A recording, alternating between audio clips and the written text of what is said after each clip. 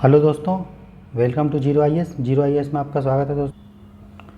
हम लोग आज डीपीपी का कोर्स करेंगे, ठीक है, जिसमें हम लोग मॉक टेस्ट देखते हैं। डीपीपी का फुल फॉर्म होता है डेली प्रैक्टिस पेपर, जहाँ पे हम लोग प्रीलिम्स और स्पेसिफिक जो क्वेश्चंस रहते हैं वो दोस्तों वो देखते हैं। चाहे वो क्वेश्चंस यूपीएससी प्रीलिम्स में हो, जीएस का, या ईपीएफओ में हो, दोनों के लिए ये ज़रूरी होगा, ठीक है।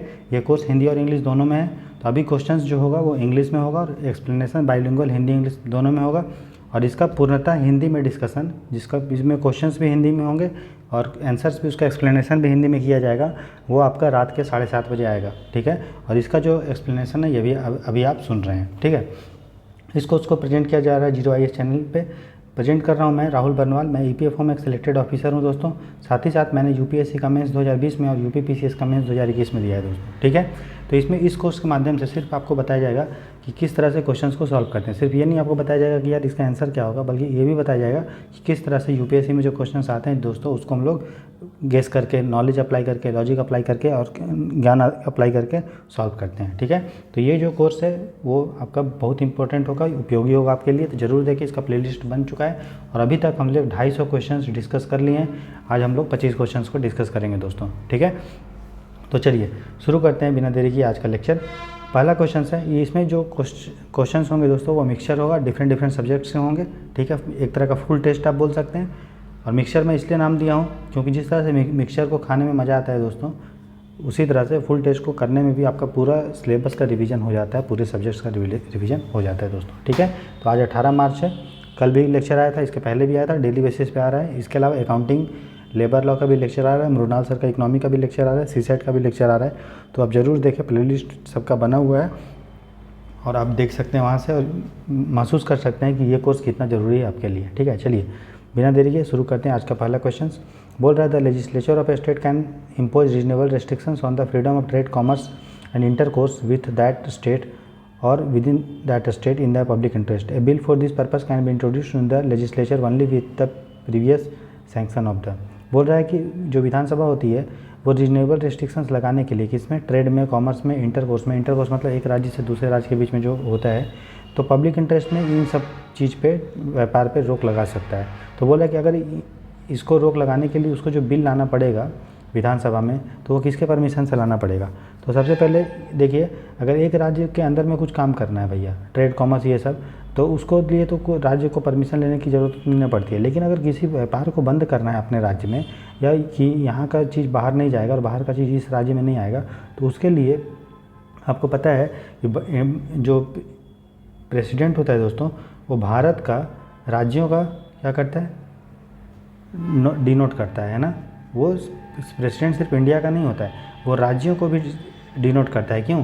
क्योंकि प्रेसिडेंट को इलेक्ट कौन करता है, तो राज्य के जो एमएलए होते हैं दोस्तों, इलेक्टेड एमएलए, वो भी चुनते हैं। इसका मतलब हर कोई चीज़ अगर राज्यों में कुछ चेंज करना है एक राज्य से दूसरे राज्य में, तो प्रेसिडेंट का ही सैंक्शन लेना पड़ेगा। समझ में आया? गवर्नर को उतना अधिकार भी नहीं है कि एक राज्य से दूसरे राज्य के बीच में कुछ कर पाए, और स्पीकर को भी नहीं, स्पीकर तो उसी राज्य का होगा। और बचा पार्लियामेंट हो सकता था, लेकिन जो एग्जैक्ट आंसर होगा, सैंक्शन लेना पड़ता है हमें, वो किसका होगा, प्रेसिडेंट का। बात समझ में आया? तो ये लॉजिक बोलता है 1 का होगा आंसर सी। क्वेश्चन नंबर 2 देखते हैं। बोला, consider the following statement with reference to election in the panchayati raj system. Panchayati raj system में जो इलेक्शन होता है, चुनाव होता है, उसके बारे में। The minimum age for contesting in the election to the panchayat is 25 year. 25 साल होगा तभी आप चुनाव लड़ सकते हैं। और दूसरा का कथन है, as per the constitution 73rd amendment act 1992 any question of disqualification shall be strictly refer to the high court of the state. तो पहला देखिए, आपने चुनाव देखा होगा, पंचायत का चुनाव, तो बताइए जो मुखिया उखिया लड़ता है दोस्तों, तो जो छोटे छोटे भी लोग लड़ते हैं, तो 21 ईयर है, 21 साल नहीं है। 21 साल किस में है, तो लोकसभा के लड़ने के लिए आपको 25 साल चाहिए, ठीक है। और राज्यसभा का अगर लड़ना है चुनाव, तो आपको कितना चाहिए, 30 साल। तो लेकिन पंचायत के लिए कितना चाहिए, 21 साल। तो हमारा ये गलत है क्योंकि 25 नहीं है।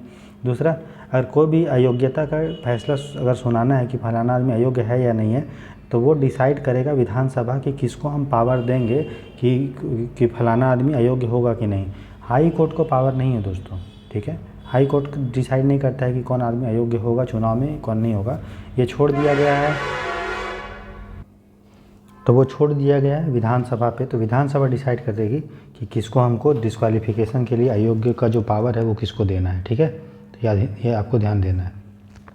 तो ये भी हमारा गलत है, करेक्ट पूछा है तो हम देख लेंगे कि कौन सा सही है। कोई सही नहीं है तो हम जाएंगे डी, ठीक है, 2 का होगा डी। अगला देखते हैं, consider the following statement with reference to death penalty and mercy petition. तो जो मृत्युदंड और जो सज़ा माफ़ी के लिए जो प्रावधान है उसके संदर्भ में बोल रहा है कि 1920 the Bachchan Singh versus state of Punjab the supreme court of India upheld the constitutional validity of death penalty. बोला 1980 में जब बच्चन सिंह केस हुआ और पंजाब का केस हुआ तो उसमें सुप्रीम कोर्ट ने बोला कि जो मृत्युदंड है वो संवैधानिक रूप से सही है, ठीक है। दूसरा, article 72 of the Indian constitution clearly define the procedure related to mercy petition against death penalty, ठीक है। बोल रहा है कि आर्टिकल 72 में क्लियरली डिफाइन है कि जो मर्सी पिटिशन, जो सज़ा माफ़ी के लिए जो हम लोग अपील करते हैं प्रेसिडेंट के पास, उसके लिए प्रावधान है, ठीक है। कि किसी को मृत्युदंड मिला है तो उसके लिए वो सज़ा माफ़ी के लिए मृत्युदंड जो प्रेसिडेंट के पास जो गुहार लगाता है उसके लिए पूरा क्लियर कट प्रावधान बना हुआ है, ठीक है दोस्तों। तो देखिए ये देखिए, ये क्वेश्चन को तो आप ऑप्शन को सही मान सकते हैं, क्यों? क्योंकि मृत्युदंड जो है उसको संवैधानिक रूप से सही माना गया, तभी तो बाद में भी मृत्युदंड दिया जाने लगा, है ना। 1980 में अगर सुप्रीम कोर्ट बोल ही देता शुरू में कि नहीं मृत्युदंड जो है वो सही नहीं है, तो क्यों फिर जो है गवर्नमेंट देती, मतलब ये हमारा सही है। और दूसरा कि आर्टिकल 72 मैंने आपको जब प्रेसिडेंट पढ़ाया था दोस्तों, तो उसमें मैंने ये बताया था कि कहीं भी जो है आपको इसमें डिटेल मेंशन है कि क्या PT 365 पढ़ाए थे, तो पार्डनिंग पावर पढ़ाया था, तो इसमें मेंशन है कि कम्यूटेशन, उसके बाद रेमिशन, रिस्पाइट, पार्डन और एक और था। तो अब देखिएगा, तो इसमें कहीं भी आपका जो है मर्सी पिटिशन के बारे में नहीं है। वैसे भी देखिए, अभी जब दिल्ली में जो निर्भया के साथ गैंग रेप हुआ था, तो उसके जब कैदियों को जब मतलब जो गुनहगारों को सज़ा दिया जा रहा था, तो उसका जो वकील था वो बार बार कभी प्रेसिडेंट के पास दूसरे प्रोसेस से जा रहा था, अलग अलग तरीक़ा से, अलग प्रोसेस डिफाइन, अगर प्रोसेस डिफाइन होता तो सटासट सब चीज़ तुरंत उनको मृत्युदंड मिल जाता, लेकिन नहीं, वो क्या कर रहा था, जो कुछ भी लूप होल्स था उसी को लूप होल को बार बार यूटिलाइज करके बार बार इधर उधर प्रेसिडेंट के पास अपील कर रहा था, इसलिए डिले हुआ। इसीलिए क्लियरली डिफाइन नहीं है कि क्या प्रोसीजर होगा मर्सी पिटिशन का, ये हमारा गलत है। तो कौन सा करेक्ट पूछा है, तो 3 का होगा आंसर बी दोस्तों, ठीक है। अगला देखते हैं, अगला क्वेश्चन देखते हैं दोस्तों। बोल रहा है टूथ इनेमल, जो हमारा दांत होता है दोस्तों, वो बोल रहा है hardest substance in the body में सबसे हार्डेस्ट सब्सटेंस होता है। It does not dissolve in water, पानी में नहीं घुलता है, but eroded when the pH in the mouth is below 5.5, लेकिन ये इरोड होता है जब मुंह का pH जो है 5.5 से नीचे हो जाता है। बोल रहा है ये किस चीज़ से बनता है, तो सबको पता है ये कैल्शियम से बनता है, लेकिन क्या कैल्शियम ऑक्साइड या कैल्शियम फॉस्फेट। दोस्तों कैल्शियम ऑक्साइड क्या होता है, ये होता है चूना, तो इसी को बोलते हैं क्विक लाइम। तो चूना से थोड़ी ना बना होता है दोस्तों, कैल्शियम फॉस्फेट से बना होता है, इसलिए हमारा एलिमिनेट कर देंगे इसको, हम गलत है। वो ये तो पता था कैल्शियम से होता है, पोटेशियम होगा नहीं। अब कैल्शियम ऑक्साइड चूना होता है तो क्या होगा, कैल्शियम फॉस्फेट, 4 का ही, ठीक है। अगला देते हैं question number 5, the term sin notch is sometimes seen in the news with reference to. मैंने आपको बताया था दोस्तों, कुछ उटपटांग चीज़ है कि ये न्यूज में था, वो क्या था।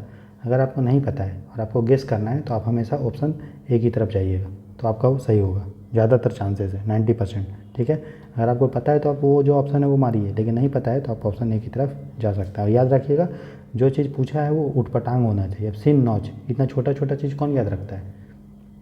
अगर इसमें बोल देता द टर्म बायोटेक्नोलॉजी, जो BT कॉटन न्यूज़ में था, तो BT कॉटन भाई तो बहुत फेमस चीज़ है, वो न्यूज़ में था तो वो क्या था, तो आपको जानना पड़ेगा। लेकिन सिन नॉच के बारे में कहाँ उतना डिटेल में आप पढ़ते हैं, नहीं पढ़ते ना। तो जो छोटपुट चीज़ है उटपटांग, तो उसका अगर आपको नहीं पता है तो ऑप्शन ए में आप जा सकते हो, सही हो जाएगा, चांसेस है, ठीक है। 5 का होगा ए। अगला देखते हैं, consider the following statement regarding the profile of agriculture sector in India. जो कृषि सेक्टर में भारत का जो है उसके बारे में क्वेश्चन है। बोल रहा है the share of the agriculture and allied sector in the total GVA of the economy has been consistently been higher than 20%। बोल रहा है कि एग्रीकल्चर और एलाइड सेक्टर का जो टोटल GVA का मतलब समझ लीजिए आप GDP, तो टोटल GDP में जो है वो है, बोल रहा है 20% से अधिक और कंसिस्टेंटली है हमेशा। दोस्तों एग्रीकल्चर सेक्टर तो रो रहा है, बैठ के रो रहा है ना, तभी तो भारत सरकार बोल रही है कि हम किसानों का डबल करेंगे। तो ये 20% नहीं है दोस्तों, ये आपका जो है 15-16% के आसपास घूमते रहता है, 15, 16, 18 ऐसे घूमते रहता है, ठीक है। तो ये कॉन्सिस्टेंटली जो है हायर नहीं है 20% से, ये हमारा गलत। नहीं तो किसान इतना सुसाइड क्यों करते हैं, ये भी देखिए। बोल रहा है कि private investment accounts for majority of share in gross capital fixed formation in agriculture allied sector. बोल रहा है प्राइवेट सेक्टर का जो कंट्रीब्यूशन है ग्रॉस कैपिटल फॉर्मेशन से। दोस्तों ग्रॉस कैपिटल फॉर्मेशन का ही दूसरा नाम है इन्वेस्टमेंट।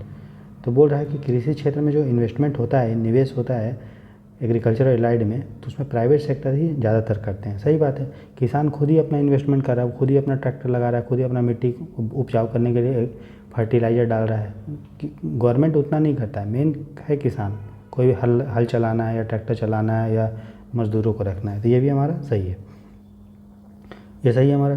दूसरा बोल रहा है कि more than 80% of the rural household in India are engaged in agriculture.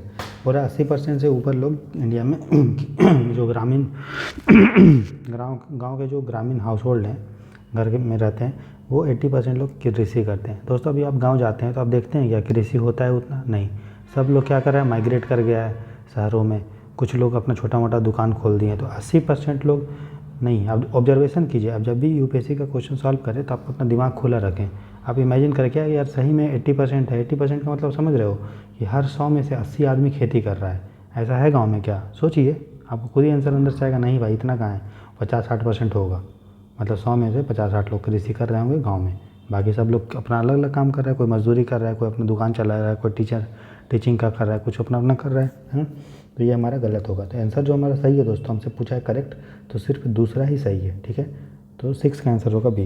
Question इस तरह से आपको दोस्तों एलिमिनेशन लगा के, लॉजिक लगा के, दिमाग अपना खुला करके क्वेश्चंस को सॉल्व करना है, तब आपका प्रीलिम्स आसानी से जो है निकल जाएगा। ठीक है, उसका दोस्तों अगला देखते हैं। Consider the following statements regarding the Mahadei या मांडवी रिवर के बारे में है। बोल रहा है it originate in the western Ghats in Karnataka.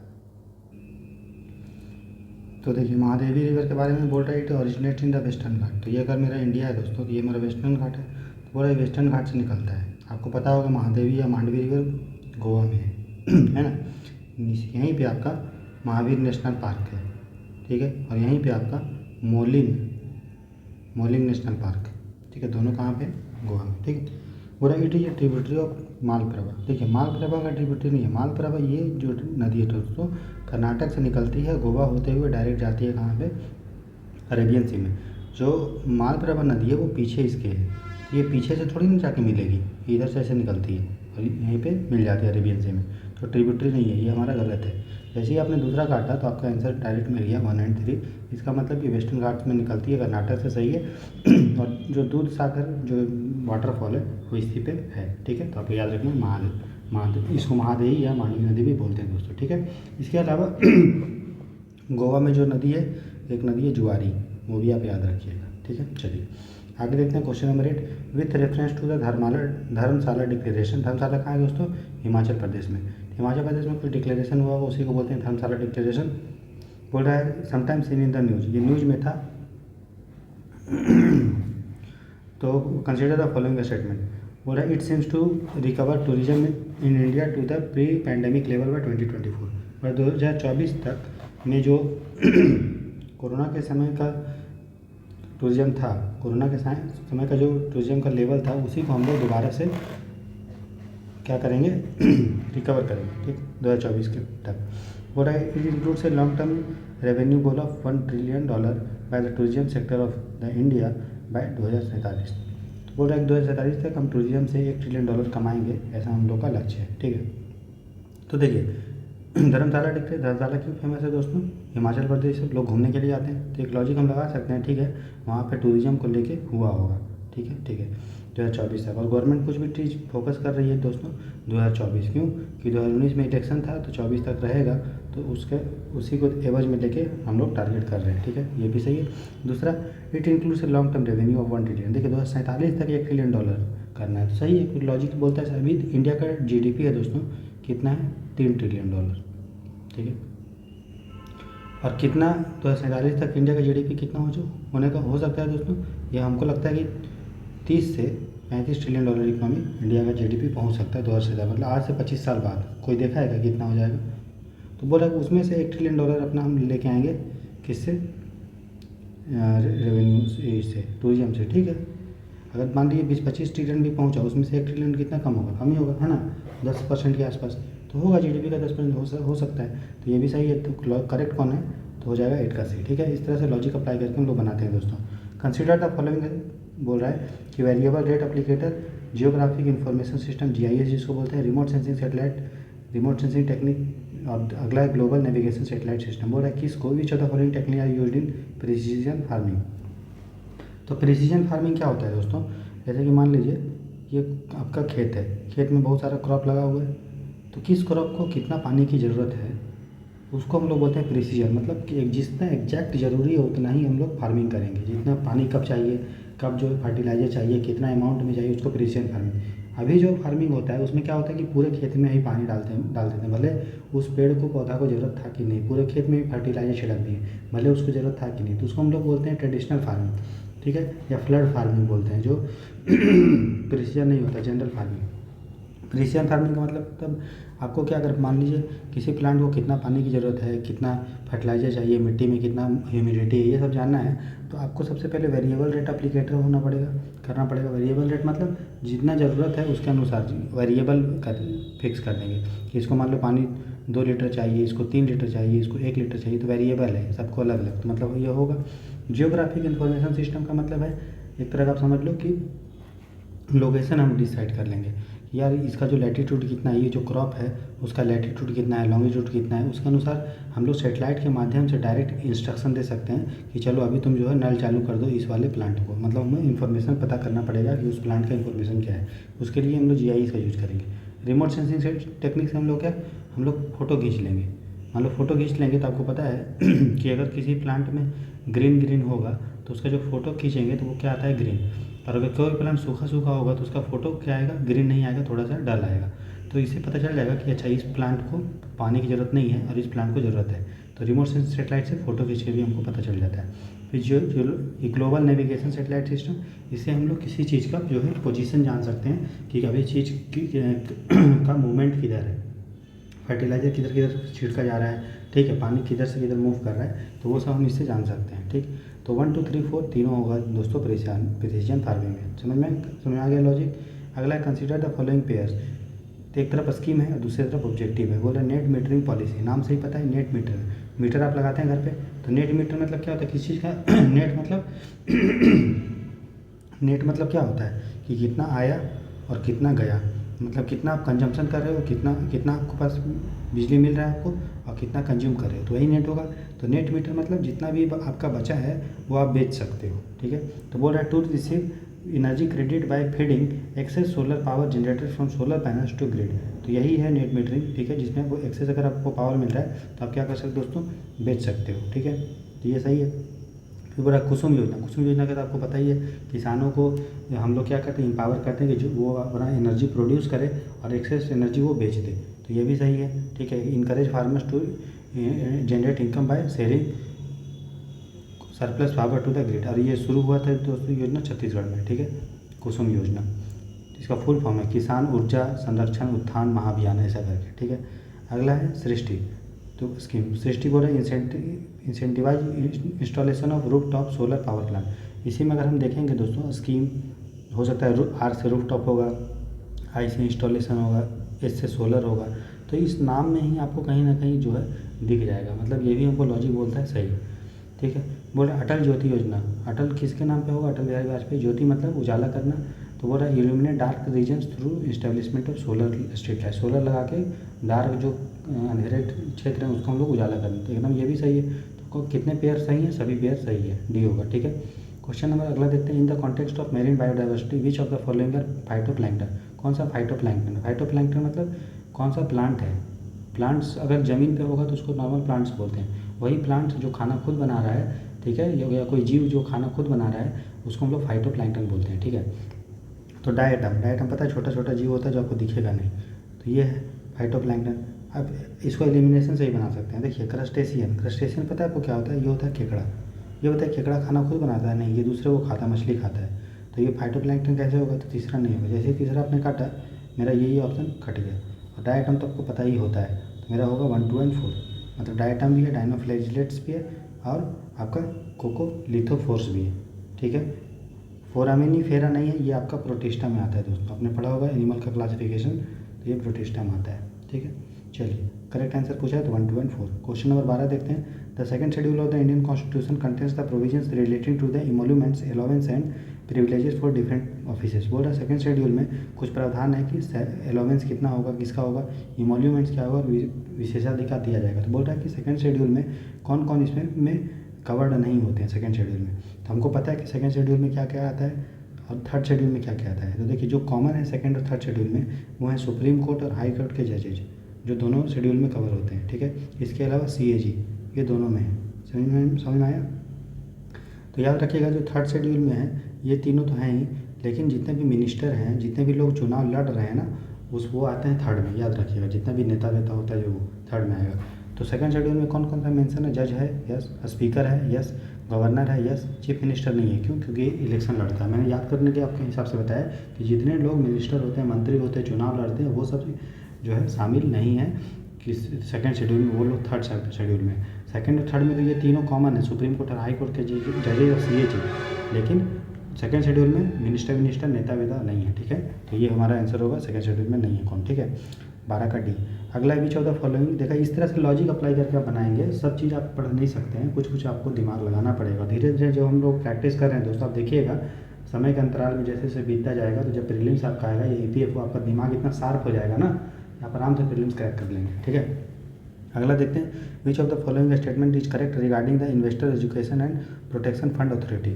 तो IEPFA जो इन्वेस्टर एजुकेशन, मतलब जो लोग इन्वेस्ट कर रहे हैं उनको हम लोग एजुकेशन दे रहे हैं और प्रोटेक्शन प्रोवाइड कर रहे हैं इन्वेस्टर को, उसके लिए। तो आपको पता है कि इन्वेस्टर इन्वेस्ट जब करता है दोस्तों, तो किसी कंपनी में करेगा, कोई कॉर्पोरेट होगा, तो कंपनी एक्ट के अंडर ये इस्टेब्लिश है। इसमें लिखा हुआ है, देखिए, it has been set up to protect the interest. अब नाम में ही प्रोटेक्शन है, तो प्रोटेक्ट करेंगे, यही तो मेरा निकल रहा है आंसर। बाकी तो क्या है, quasi judicial body, ministry of finance. यार फाइनेंस वाला इन्वेस्टर क्यों है? इन्वेस्टर जो होगा वो कॉर्पोरेट अफेयर होगा ना, कंपनी में होगा, कंपनी में इन्वेस्ट करेगी इन्वेस्टर, तो ये नहीं होगा। दूसरा कि सिक्योरिटी एंड एक्सचेंज बोर्ड, ये हो सकता था, लेकिन भाई खाली शेयर मार्केट में थोड़ी ना इन्वेस्टर इन्वेस्ट करता है, वो तो डायरेक्ट आकर FDI भी करता है। ये बोला इनसॉल्वेंसी एंड बैंक्रप्सी कोड, ये भी नहीं है कुछ, तो हमारा क्या होगा? यही हमको लॉजिक बोल रहा है, 13 का होगा आंसर D दोस्तों, ठीक है। क्वेश्चन नंबर 14 देखते हैं। अगला क्वेश्चन है दोस्तों, consider the following the statement with reference to parliamentary committee. देखिए पार्लियामेंट्री कमेटी के बारे में, the constitution of India has prescribed the specific function for all parliamentary committee. सभी पार्लियामेंट्री कमेटी के लिए संविधान ने बताया फंक्शन। दोस्तों ऐसा होगा, कुछ कमेटी ऐसा होगा जिसको संविधान हो सकता है फंक्शन नहीं बताया होगा और संविधान छोड़ दिया होगा, किसके लिए? भारत के लोगों के लिए, कि वो डिसाइड करे भैया। क्योंकि हमारा संविधान जो है दोस्तों, आपको पता है कि रिजिडिटी भी है, कुछ चीज़ फिक्स भी बताया और कुछ फ्लेक्सिबल भी है, मतलब लोगों के आवश्यकता के अनुसार छोड़ा है। इसीलिए कभी भी कॉन्स्टिट्यूशन सब पूरा फंक्शन सबका नहीं बताया होगा, ये हमारा लॉजिक बोलता है। तो हमारा कौन करेक्ट नहीं है? तो हमारा पहला करेक्ट नहीं है। दूसरा देखते हैं, the standing committee are permanent and work on a continuous basis. तो स्टैंडिंग कमेटी परमानेंट होता है और वर्क होता है हमेशा लगातार, तो सही है, स्टैंडिंग कमेटी वर्क करता है लगातार, है कि नहीं? तो हमारा करेक्ट कौन सा नहीं है दोस्तों?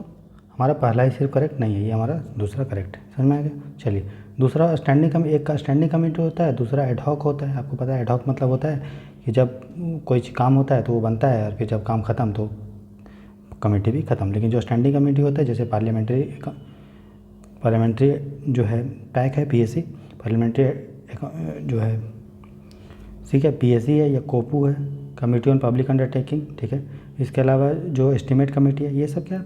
परमानेंट कमेटी है। प्रिविलेज कमेटी क्या है? परमानेंट कमेटी है। समझ में आया?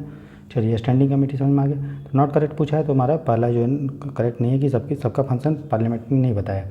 बोला as per the extent FDI policy 100% FDI allowed in which of the following sector of agriculture through automatic route. बोला किन किन सेक्टर में एग्रीकल्चर के, किस किस सेक्टर में ऑटोमेटिक रूट्स। ऑटोमेटिक मतलब बिना किसी परमिशन के आपको जो है इन्वेस्ट कर सकते हैं। कितना? 100% FDI। देखेंगे, इसको एलिमिनेट करके बनाएंगे। पहला है, देखिए FDI भारत सरकार 100% तभी अलाउ करता है किसी चीज़ में जब वो इंडिया के लिए बहुत ज़रूरी है, मतलब भारत को निवेश चाहिए, इन्वेस्टमेंट चाहिए, तभी वो इसमें अलाउ करेगा 100%, ठीक है। जैसे डिफेंस, अब डिफेंस में भारत को अलाउ है, लेकिन क्या 100% दिया है? नहीं दिया है, क्योंकि इसमें सोशल सिक्योरिटी, इसमें जो है सुरक्षा का थोड़ा खतरा एंगल आता है ना। तो एग्रीकल्चर में किस में है? तो देखिए अभी बीज के विकास में, तो भैया बढ़िया चीज़ है, होना चाहिए। बोल रहा है कि सर एग्रीकल्चर और एलाइड सेक्टर में सर्विस से रिलेटेड, ये भी है। पाम ऑयल, पता है आपको कि इंडिया पाम ऑयल के लिए मलेशिया, इंडोनेशिया पे डिपेंड रहता है। तो भारत चाहता है कि भाई इंडिया में ही पाम ऑयल प्रोडक्शन बहुत ज़्यादा हो और हम लोग को बाहर देश से डिपेंड ना होना पड़े, ठीक। तो ये भी हमारा होगा। तो multi brand retail in agriculture sector. Multi brand retail का मतलब ये है दोस्तों कि एक बड़ा सा दुकान होगा जिसमें अलग अलग ब्रांड के सामान मिलेंगे, चाहे वो रिलायंस फ्रेश का हो इसमें, या बिग बाज़ार का हो, या टाटा का हो, ठीक है। तो ये सब है। तो ये सब उतना ज़रूरी नहीं है दोस्तों, मेन है कि किस एग्रीकल्चर को डेवलप करना। इससे डेवलप जो हो रहा है वो कौन डेवलप हो रहा है, कॉरपोरेट लोग हो रहा है ना।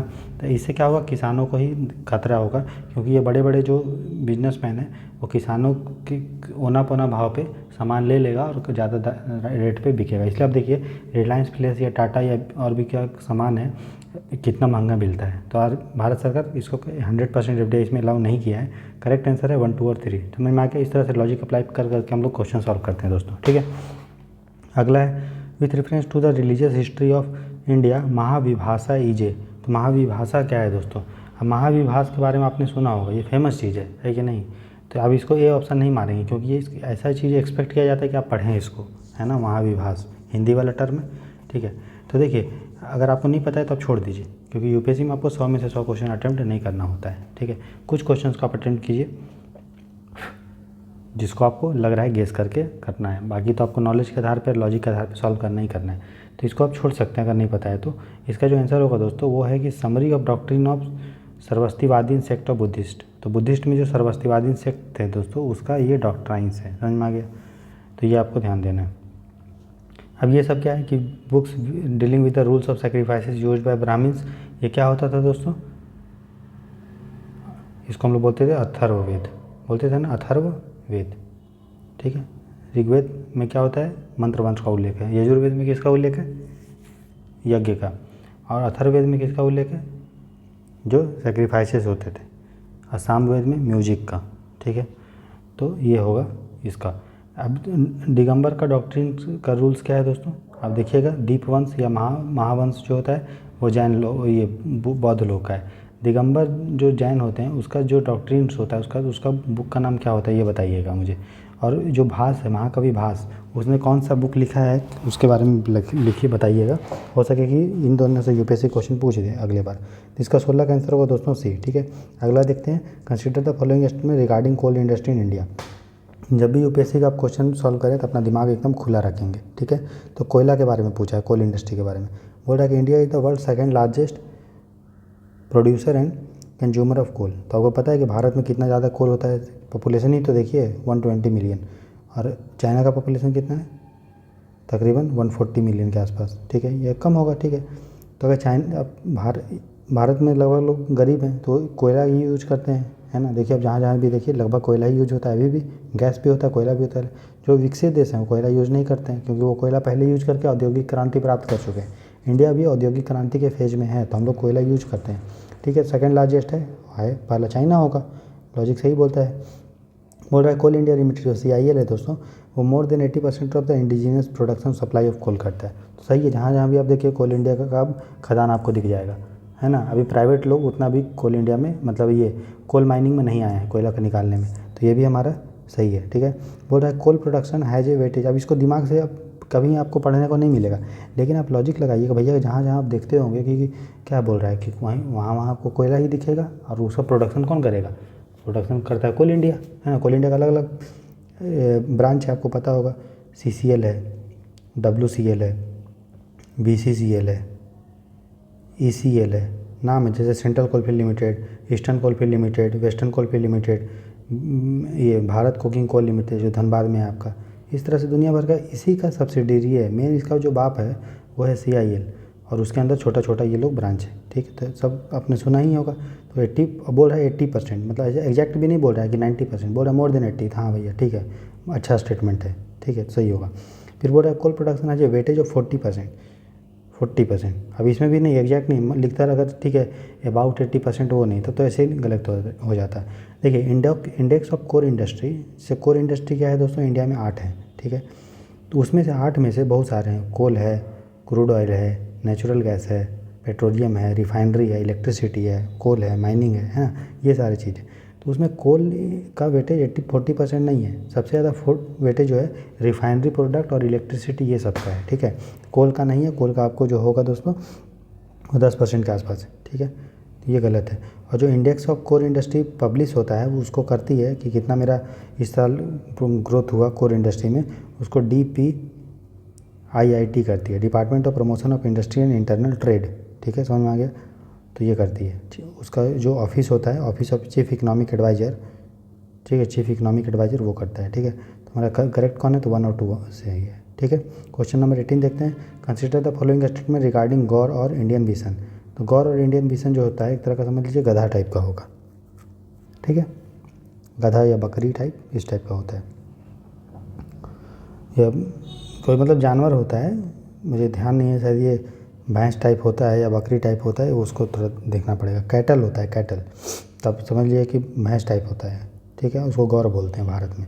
और इंडियन बिसॉन, ठीक है, बोला it is endemic to India, ये भारत में मिलता है। भैया इतना भी इम्पोर्टेंट थोड़ी है कि भारत में मिलता होगा, भारत में कोई भी चीज़ मिलेगा तो उसके उस नाम से जाना जाता है। जैसे बोलते हैं नीलगिरी ताहार, तो वो कहाँ मिलता है, नीलगिरी में। नीलगिरी कहाँ है, इंडिया में। बात समझ में। बोलेंगे पिग्मी हॉग, तो पिग्मी हॉग आपको पता है कहाँ मिलता है यार, सिर्फ असम में, ठीक है। हम बोल देंगे great Indian bustard, great Indian bustard पक्षी होता है, तो इंडिया में मिलता है, लेकिन ग्रेट इंडियन लिखा है। ग्रेट इंडियन मतलब इंडिया के बाहर में मिलता होगा, समझ में आ गया। तो जो इंडिया के एंडेमिक होगा वो इंडिया से ही उसका नाम जुड़ा होगा, लेकिन यहाँ पे नहीं है नाम, इंडिया के कोई राज्य से नाम नहीं जुड़ा है, नॉर्मल है इंडियन। अब इंडियन का पहले आपको पता है कि भारत जो था उसी से आपका पाकिस्तान था, उसी पे आपका बांग्लादेश था, नेपाल भी भारत से ही सटा है, भूटान भी सटा है, म्यांमार भी सटा है। तो जो चीज़ इंडिया में मिलेगा तो वो इधर उधर भी तो मिल सकता है दोस्तों, है ना। तो इंडियन विजन यहाँ नाम ही है, अलग कुछ अगर इसका नाम नीलगिरी विलगिरी होता तो हमको समझ में आता कि इंडेमिक होगा भारत में ही, तो ये गलत होगा। जैसे ही पहला आपने गलत किया तो 1 गया, एक ऑप्शन चला गया। बोल रहा है कि इसका IUCN में क्रिटिकली इंडेंजर्ड है। क्रिटिकली इंडेंजर्ड होता है, आप इसको कितने बार नाम सुनते हैं, जैसे आपको घड़ियाल का नाम सुनते हैं, वो क्रिटिकली इंडेंजर्ड है ना। ग्रेट इंडियन बस्टर्ड नाम सुनते हैं हमेशा, तो वो क्रिटिकली इंडेंजर्ड है। इसका उतना नाम नहीं सुनते हैं, तो ये क्रिटिकली इंडेंजर्ड नहीं है दोस्तों, ये वल्नरेबल है। ऐसे UPSC आपको कन्फ्यूज़ करता है। तो मेरा दूसरा गलत हो जाएगा, दूसरा गलत हुआ, सिर्फ एक ही आंसर बचा है 3। तो बोला ये बांदीपुर में मिलता है, बांदीपुर कहाँ है दोस्तों, कर्नाटक में। याद रखिएगा ये साउथ इंडिया में ज़्यादा आपको इंडियन बिसॉन मिलेगा। इसके अलावा ईस्ट एशिया जो है, इंडोनेशिया के जो मलेशिया वहाँ भी आपको मिलेगा, ठीक। तो करेक्ट पूछा था तो हो जाएगा D। इस तरह से लॉजिक अप्लाई करके हम लोग बनाते हैं दोस्तों। अगला, India is a public sector capital expenditure is likely to fall in an 8 year low. बोला कि भारत में जो सरकारी में इन्वेस्टमेंट है वो घट रहा है। तो बोला इस संदर्भ में हमको बताना है कुछ कथन है। बोला capital expenditure as a percentage of GDP by the centre decline sharply during the last year. और लास्ट ईयर के कंपेयर में इस साल इन्वेस्टमेंट जो है वो घटा है, ठीक है। ड्यूरिंग द लास्ट ईयर जो है इन्वेस्टमेंट क्या हुआ है, घटा है दोस्तों, ठीक है। अब देखिए एक चीज़, कोरोना कब था, 2021 में। लास्ट ईयर क्या हुआ, 2022। अभी क्या चल रहा है, 23। तो 22 में मेरा जो है बढ़ा होगा ना 21 के कंपेयर में, क्योंकि 21 में क्या था, कोविड था। ये हमारा क्या होगा, गलत। बोल रहा है कि सेंट्रल जो capital spending by the central public sector enterprise increase for the 3 consecutive year. लगातार 3 साल बढ़ा है। 3 साल कैसे बढ़ा होगा यार, यहाँ पे 2020 में, 20 से भयंकर कोरोना जो हुआ है दोस्तों 21 में सेकेंड वेव में हुआ था, ठीक है। इसमें पूरा लॉकडाउन, जो कंप्लीट लॉकडाउन ये सब कर दिए थे, तो ये हमारा गलत है। तो क्या होगा, और आंसर जो होगा उसको ना तो एक सही ना तो 2, नाइदर 1 नॉर 2। समझ में आया। आगे देखते हैं खुद दोस्तों। क्वेश्चन नंबर है 20। बोला consider the following statement regarding pyrolysis. Pyrolysis आपको पता है दोस्तों, पायरो माने होता है हीट, लाइसिस मतलब होता है तोड़ना, तो हीट के द्वारा तोड़ना, ठीक है। तो कोई भी कचरा है उसको हम अगर गर्म करते हैं दोस्तों बिना ऑक्सीजन के बिना, तो उसको हम लोग पायरोलिसिस बोलते हैं, ठीक है। अगर ऑक्सीजन के प्रेजेंट में खाली जला देंगे इसको तो उसको हम लोग बोलते हैं इंसिनरेशन, ठीक है। मतलब हम जब नॉर्मली जला देते हैं कूड़ा को तो उसको इंसिनरेशन बोलते हैं, लेकिन अगर हम बिना ऑक्सीजन के उसको जलाते हैं, ठीक है, तो उसको पायरोलिसिस बोलते हैं, ठीक है। तो देखिए बोल रहा है कि it is the thermal degradation of plastic and biomass waste at different temperature in the presence of oxygen. Presence of oxygen नहीं, एब्सेंट ऑफ ऑक्सीजन।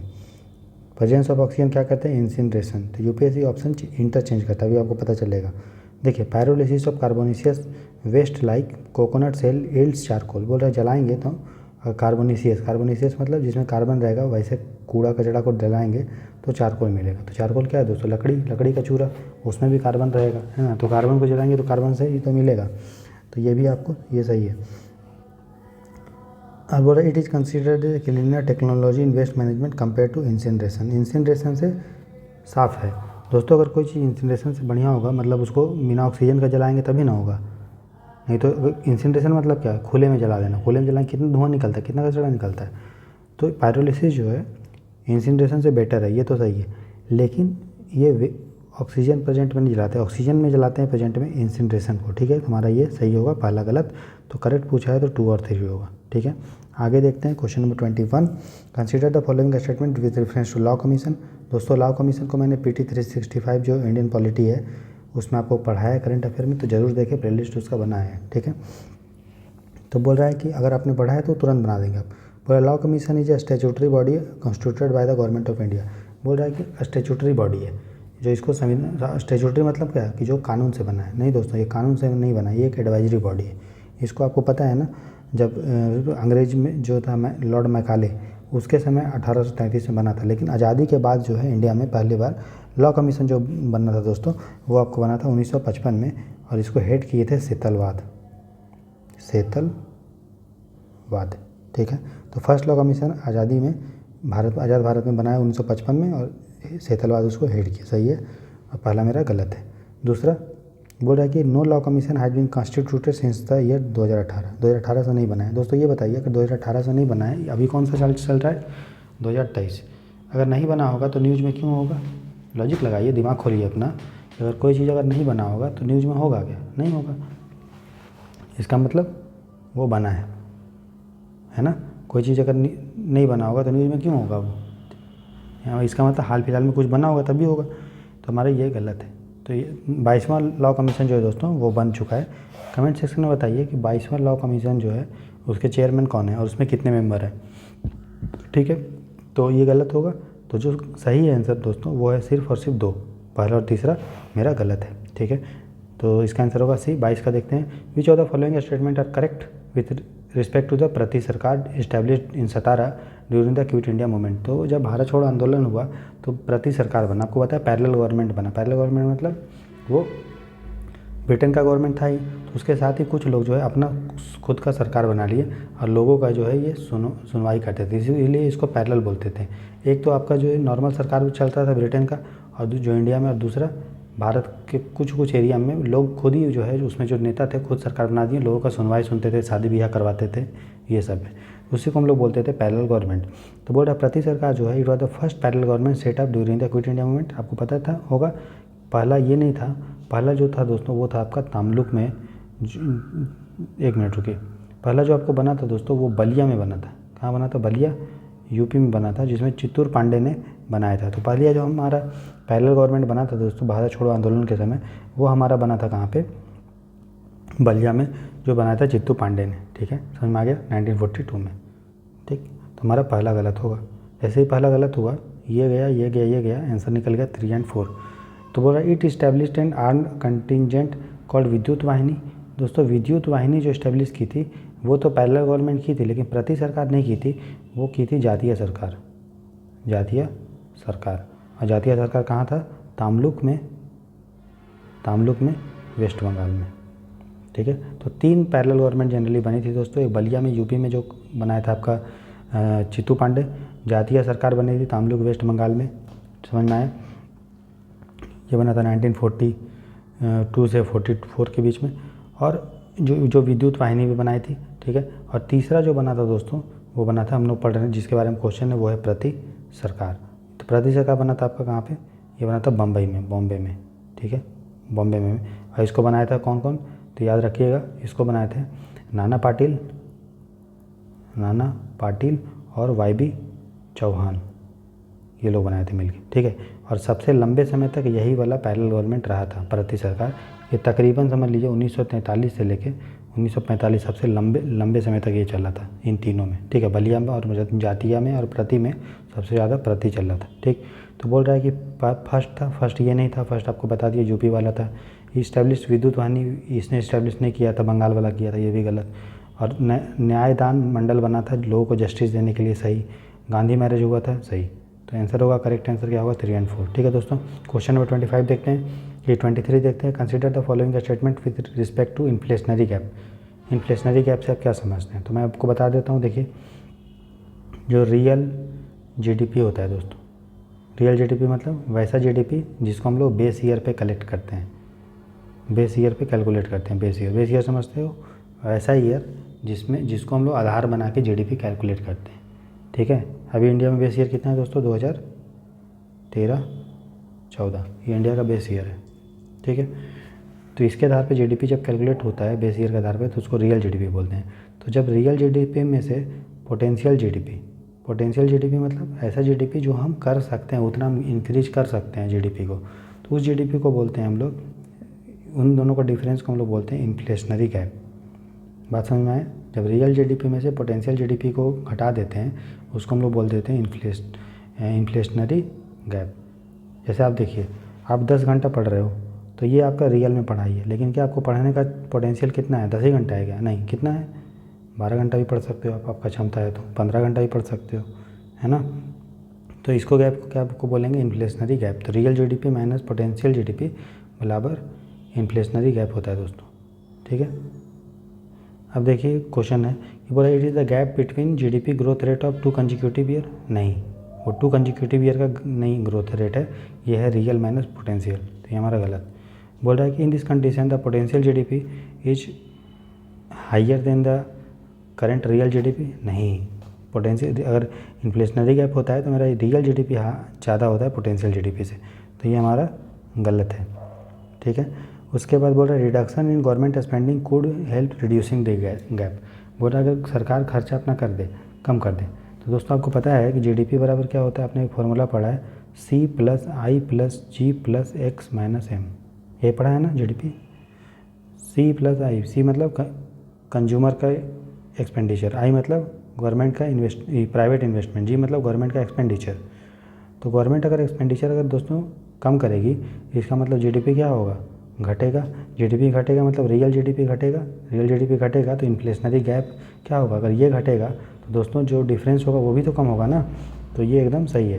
तो कौन सा करेक्ट है? तो सी। ये फॉर्मूला को आप दिमाग में फिट कर लीजिए, जहाँ भी जीडीपी का क्वेश्चन है आपको फंस रहे हैं कि क्या हो इसका प्रभाव पड़ रहा है तो याद करिएगा C+I+G+X-M। C मतलब कंज्यूमर का एक्सपेंडिचर, I मतलब इन्वेस्टमेंट बाय प्राइवेट, G मतलब गवर्नमेंट के द्वारा इन्वेस्टमेंट और एक्सपेंडिचर, X मतलब एक्सपोर्ट और M मतलब इम्पोर्ट, तो X-M। ठीक है, चलिए आगे देखते हैं question number 24। Consider the following statement regarding stem cell. Stem cell मतलब होता है दोस्तों ऐसा सेल जिससे आप कुछ भी बना सकते हैं। जैसे किसी का कान खराब हो गया, कान कट गया, तो अगर वहाँ पे स्टेम सेल होता कान का पहले से तो हम लोग वहाँ पे डाल देते तो कान ग्रोथ हो जाता। वैसे में जैसे किसी आदमी का है हाथ कट गया, ये कट गया, तो अभी की डेट में क्या होता है इसको प्लास्टिक का हाथ ऐसे से लगा देते हैं। अगर स्टेम सेल इसका हाथ का बचा के रखते हैं, ठीक है, या बाद में भी करेंगे, तो स्टेम सेल अगर डालेंगे इसमें तो ग्रोथ हो जाएगा, अपने आप हाथ ग्रोथ हो जाएगा। ठीक है, और नॉर्मल हाथ आ जाएगा, उसी को स्टेम सेल बोलते हैं। ये स्पेशलाइज सेल होता है जिसमें पोटेंशियल होता है कि ये ग्रोथ करके कोई दूसरा बॉडी का सेल बना लेगा। ठीक है,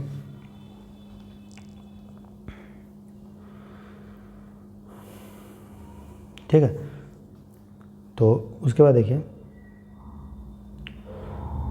तो उसमें देखिए कुछ कुछ सेल होता है, जैसे कि एक होता है यूनिपोटेंट। यूनिपोटेंट का मतलब हाथ का सेल से आप हाथ का ही सेल बना पाओगे। एक होता है प्लूरीपोटेंट, उससे उसको यूनिपोटेंट समझ में आ गया कि हाथ के सेल से हाथ का ही सेल बना पाओगे। उसके बाद होता है एक होता है ओलिगोपोटेंट। ओलिगो मतलब होता है उसका कुछ क्षमता होगा कि हाथ का सेल से आप कान वान का भी और पैर वैर का भी सेल बना लोगे। उसके बाद वो एक होता है प्लूरीपोटेंट। तो प्लूरीपोटेंट मतलब ओलिगोपोटेंट से ज़्यादा कैपेसिटी होगा ज़्यादा सेल बनाने का। एक होगा उसके बाद मल्टीपोटेंट में क्या होगा और ज़्यादा बना पाओगे एक सेल से अलग अलग टाइप के सेल। और एक होगा टोटीपोटेंट मतलब टोटल कुछ भी बना सकते हो। बात समझ में आया? आ गया समझ में? तो सबसे छोटा होता है यूनिपोटेंट, कैपेसिटी खाली एक से एक बनाओगे। ओलिगो में कुछ अधिक बना पाओगे, प्लूरी में और अधिक, मल्टी में और अधिक, और सबसे अधिक टोटी में मतलब कुछ भी। तो टोटीपोटेंट जो सेल होता है दोस्तों वो एम्ब्रायो से निकलता है। तो जो एम्ब्रायोनिक सेल होता है, एम्ब्रायोनिक सेल, उसमें कैपेसिटी होता है कि वो कोई भी सेल बना लेगा। जैसे जाइगोट से बनता है, आपको पता है जाइगोट कब बनता है? जब स्पर्म और एग फर्टिलाइज होता है तो क्या बनता है? जाइगोट। तो जो सेल हम जाइगोट से डिराइव करेंगे उस सेल में कुछ भी प्रोड्यूस करने का क्षमता होगा, क्योंकि देखिए जाइगोट से ही पूरा बॉडी का निर्माण होता है ना। तो जो आप उस सेल को अगर निकाल लोगे तो आप कुछ भी बना सकते हो उससे। ठीक है। तो देखिए अब क्वेश्चन पढ़िए आप, क्वेश्चन नंबर है 24। बोला multipotent cells are able to divide and differentiate into cells of the whole organism. नहीं, होल ऑर्गेनिज्म किस में था दोस्तों? टोटीपोटेंट में था, ठीक है। तो ये हमारा पहला गलत है। जैसे ही पहला गलत हुआ आपका आंसर आ गया बी, ठीक। तो आपको खाली एक ठो जानना था। फिर बोल रहा है pluripotent cells form cells of the all germ cell but are not extra embryonic structure. सही बात है, एक्स्ट्रा एम्ब्रायनिक अगर हो जाएगा तब तो वो टोटीपोटेंट और मल्टीपोटेंट हो जाएगा, है ना। तो ये भी ये हमारा सही है। उसके बाद totipotent cells have a narrower spectrum. नहीं, उसका ब्रॉडर स्पेक्ट्रम होता है, उससे आप कुछ भी बना सकते हो। तो प्लूरीपोटेंट से बड़ा होता है आपका टोटीपोटेंट, अभी बता दिया मैंने, है ना। तो कौन सा करेक्ट है दोस्तों? सिर्फ और सिर्फ 2। आज का लास्ट क्वेश्चन देखते हैं। Consider the following statement regarding the quality control order. तो क्वालिटी कंट्रोल ऑर्डर के बारे में कथन है। बोल रहा है quality control order issued by various ministry under the bureau of Indian standard. देखिए ब्यूरो ऑफ इंडियन स्टैंडर्ड के तहत जो एक्ट होता है उसी के अंडर जो क्वालिटी कंट्रोल ऑर्डर इशू किया जाता है। ब्यूरो ऑफ इंडियन स्टैंडर्ड आपने देखा होगा अलग अलग सामान पे, चाहे वो आपका कुछ भी हो, आप टेप रिकॉर्डर यूज कर रहे हो या चार्जर यूज कर रहे हो या फिर लैपटॉप यूज कर रहे हो, ये तो हर चीज़ में इलेक्ट्रॉनिक सामान उसमें BIS का स्टैंडर्ड होता है। इससे ये पता चलता है कि सामने वाला चीज़ सामान जो है बहुत अच्छा है। तो उसके लिए क्वालिटी कंट्रोल ऑर्डर इशू करती है अलग अलग मिनिस्ट्री, ठीक है। अलग अलग मिनिस्ट्री, इलेक्ट्रॉनिक मिनिस्ट्री इशू करेगी या कंज्यूमर मिनिस्ट्री करेगी या जो है कंप्यूटर साइंस वाली मिनिस्ट्री करेगी, MEIT वाली करेगी। तो ये एकदम सही है, ठीक है। बोल रहे the items under these orders can not be produce traded in stock unless they bear the BIS mark. बोल रहा है कि कोई भी आइटम जो इस ऑर्डर में लाया जाएगा तो जब तक BIS का उसमें नंबर नहीं है, मार्क नहीं है, तब तक बेचा नहीं जा सकता, उसका हम लोग भंडारण भी नहीं कर सकते। सही है, एकदम लॉजिक बोल रहे हैं, सही है। क्योंकि किसी चीज़ को क्वालिटी का कंट्रोल कर रही है सरकार, तो भैया वो बोलेगी ना कि अगर मार्किंग है तभी तुम उसको स्टोर करो, बेचो, ठीक है। बोला these order help in containing import of non essential item. तो ये सही है। ये अगर ये ऑर्डर रहता है तो जो नॉन इसेंशियल आइटम है जिसमें कुछ मोहर वोहर होता ही नहीं फालतू का, तो उसका हम लोग इंपोर्ट को भी रोक सकते हैं। तो ये भी हमारा सही है। तो लॉजिक क्या बोलता है? तीनों सही है, करेक्ट 1, 2 एंड 3। तो दोस्तों ये आज का 25 क्वेश्चन है, ये फुल टेस्ट था आपका, मिक्सचर था, अलग अलग सब्जेक्ट्स के थे, ठीक है। तो आप देखते रहें जीरो IAS का चैनल। बताइए कैसा आपको मज़ा आ रहा है कि नहीं। इसका PDF आपको टेलीग्राम चैनल पे मिल जाएगा, जिसका लिंक मैं इस वीडियो के डिस्क्रिप्शन बॉक्स में डाल दूंगा। और इसका हिंदी में डिस्कशन वो दोस्तों वो आपके रात के 7:30 बजे तक अपलोड कर दिया जाएगा। तो सो डोंट वरी। और अकाउंटिंग का भी लेक्चर जो है आज आएगा, ठीक है। और मृणाल सर का PDF का भी आएगा। और संडे को, कल संडे को आपको आपके लिए मैथ्स का CSET का आपके लिए मैराथन एक लेक्चर आएगा, ठीक है। तो कल आपका अकाउंटिंग ये सब का नहीं आएगा, उसकी जगह आपका मैथ्स का एक बड़ा सा लेक्चर आएगा 4 से 5 घंटे का, ठीक है। ज़्यादा भी हो सकता है। तो देखते रहें, चैनल को सब्सक्राइब करें। और ख़ासकर हिंदी मीडियम के बच्चे जिनको संसाधन की कमी है, ठीक है, और जिनको अच्छा सा चैनल नहीं मिल पा रहा है जिससे वो पढ़ाई को जारी रख पा रहे हैं, तो प्लीज़ इस चैनल को आप अपने दोस्तों के साथ शेयर करें। Thanks for watching the lecture दोस्तों। Have a nice day.